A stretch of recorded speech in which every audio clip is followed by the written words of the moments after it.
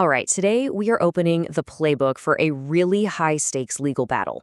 This is for you if you've just been handed a final, crushing decision from the Philippines Commission on Elections or the Commission on Audit. You know, that feeling like you've just hit a solid brick wall. If that's you, then you absolutely need to know about Rule 64. So let's get right into it. So picture this. You fought your case tooth and nail, you laid out all your evidence, and then the commission rules against you. It's final. So is it over? Is that it? Well, not exactly. But the path forward, it's incredibly narrow, and it does not forgive mistakes. Look, there is only one way to take a shot at these specific decisions at the highest level.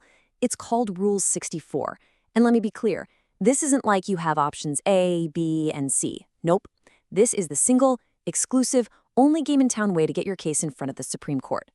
Okay, so the first thing you've got to get is how specific this rule is. It is not a general-purpose tool you can use anywhere. It's laser-focused on just two, and only two bodies, the Commission on Elections, COMELEC, and the Commission on Audit, or COA.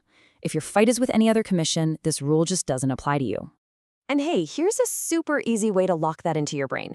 Just remember the mnemonic ACE, Appeals from the Commission on Audit and Elections. It's a simple little memory hook for a rule with some very, very strict boundaries.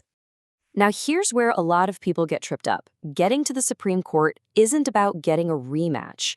This is so important to understand. You don't just show up with the same arguments and hope for a different referee. This is a completely different kind of fight. And this slide just nails the difference. See, in a regular appeal, it's like you're asking the court, hey, can you watch the instant replay? Check the evidence again? But under Rule 64, which is a special action called certiorari, you're not arguing about the play on the field. You're screaming that the referee completely ignored the rulebook and just made up a new rule on the spot. You have to prove the commission itself violated its own procedures. So, it all boils down to this one very specific legal phrase: grave abuse of discretion. This has to be the beating heart of your petition. You're not just saying the commission was wrong. You have to prove they acted in a way that was arbitrary, capricious, or totally outside of their legal power. Believe me, that is an incredibly high bar to clear. All right, so let's say you think you can clear that massive hurdle. Well, congratulations, because you've just unlocked your next boss battle, the clock. The deadline for filing under Rule 64 is non-negotiable, non-extendable, and absolutely brutal. You get exactly 30 days. And I mean exactly. This isn't about a month or roughly 4 weeks. It is 30 calendar days from the very moment you get that final decision. Every single day counts. But here's a fascinating little twist. You can actually hit the pause button on that clock. Let's walk through this, because it can get tricky. Day 1, you get the decision. The 30-day clock starts. Now, let's say on day 25, you file a motion for reconsideration. That stops the clock. You had 6 days left. Now, 20 days later, on day 45, you get the denial of your motion. The clock immediately starts ticking again, and you've only got those 6 days left to get your petition to the Supreme Court. Now, the rules do throw you a tiny lifeline here. It's a small but absolutely vital safety net. If, in that last example, you only had, say, 3 days left on the clock when your motion was denied, the rule gives you a fresh, mandatory minimum of 5 days. It makes sure you have at least some time to scramble, but it is still an incredibly tight window. Okay, you've got your argument, you've beaten the clock. Now comes what I call the paperwork gauntlet.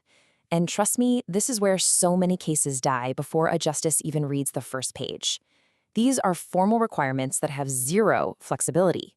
First thing, 18. That's 1-8. You need 18 legible copies of your entire petition, not 17, not 19. Get it wrong, and you're out. Next up, you have to attach a certified true copy of the judgment you're fighting. I'm talking official, stamped, the real deal from the commission. You hand them a simple photocopy, game over. It's grounds for an instant dismissal. And there's more. You need sworn statements. You have to include a verification and a certification against forum shopping, which is just a fancy way of promising the court you haven't filed the same case somewhere else, hoping for a win. And of course, you need to prove you filed it on time. So to wrap up this section, this FORMS checklist is a lifesaver. Seriously. Just run through it. F, The Supreme Court considers the facts found by the Commission to be final. O, you need original or certified copies. R, the respondents have to include the Commission itself. M, you must have 18 copies. And S, sworn verifications are non-negotiable. Miss any of these, and it's over. So you did it. You navigated the timeline, you conquered the paperwork gauntlet. You'd think you're in, right? Well, not so fast. Your journey might actually be over before it even begins, because the Supreme Court first acts as a gatekeeper. This is the big question, isn't it? After all that work, all that stress, will the court even unlock the door and let you in? The initial review process is known for being swift and incredibly decisive. So right out of the gate, there are two paths. The court does a quick check. First, is it sufficient in form? Did you follow all those FORMS rules? And second, is it sufficient in substance? Does your claim of grave abuse of discretion actually seem plausible? If the answer to either is no, boom, dismissed, just like that. But if you pass, they tell the other side, all right, you've got 10 days to file your comment. So your petition made it through that first filter. You're in the home stretch now. But hold on, there are a couple more huge, and I mean huge, parts of this process that are so often misunderstood. Okay, listen up, because this is probably the single biggest and most dangerous mistake people make. Just because you filed your Rule 64 petition, it does not automatically stop or pause the Commission's ruling. That quote from the rules is crystal clear. The decision against you is still in full effect while the Supreme Court thinks it over. So what do you do if you need to hit the pause button on that Commission's decision? You have to take another separate legal step.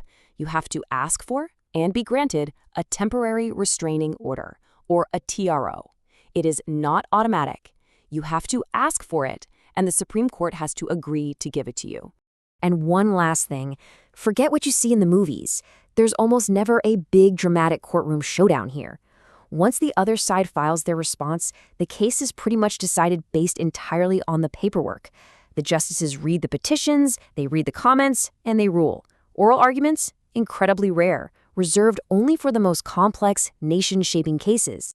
And all of this brings us to one big final question, right? You look at this whole process, this gauntlet of high standards, insane deadlines, and a procedural minefield. Is this whole thing a barrier that keeps people from getting justice? Or is it a necessary filter designed to protect the highest court in the land from being flooded with cases? It's a tough one to answer, something to think about.